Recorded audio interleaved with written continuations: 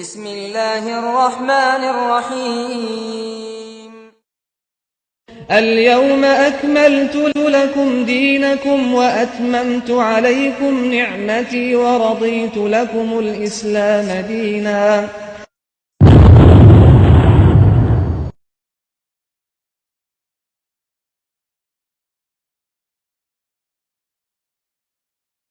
ওহে বিশ্ববাসী, ওহে মুসলিম জাতি, ভালো করে শুনে রাখো, আল্লাহ সুবহানাহু ওয়া তাআলা বলছেন আল-ইয়াওমা আকমালতু লাকুম দীনাকুম, আজকে আমি তোমাদের জন্য তোমাদের দ্বীনকে কামেল করে দিয়েছি, পরিপূর্ণ করে দিয়েছি, মুকাম্মাল করে দিয়েছি। আকমালতু লাকুম দীনাকুম, এই দ্বীন মুকাম্মাল হয়ে গেছে।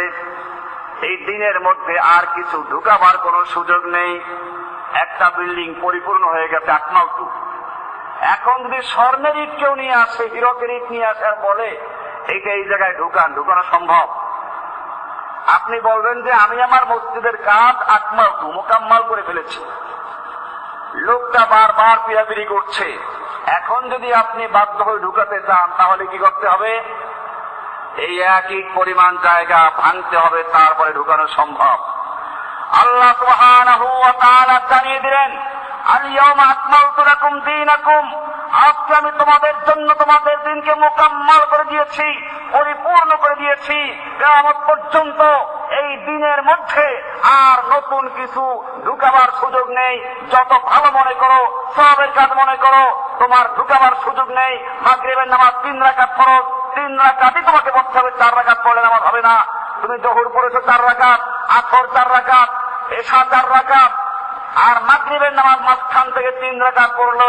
কেউ যদি বলে অসুবিধা কি, সওয়াবের উদ্দেশ্যে একটা রুকু বেশি করব, সিজদা বেশি করব, আল্লাহর নাম নিব, সুবহান রাব্বিল আযীম বলবো, সুবহান রাব্বিল আলা বলবো, নামাজ হবে?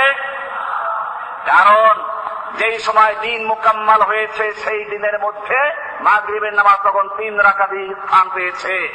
ও মুসলমান জাতি, আল্লাহ রাব্বুল আলামিন জানিয়ে দিলেন যেইভাবে নামাজের মধ্যে রাকাত বাড়াবার কমাবার ক্ষমতা নেই, ঠিক তেমনি ভাবে দিন ইসলামের কোন ক্ষেত্রে কোন কিছুকে সওয়াবের নামে বাড়াবার কমাবার ক্ষমতা তোমাকে দেওয়া হয় নাই।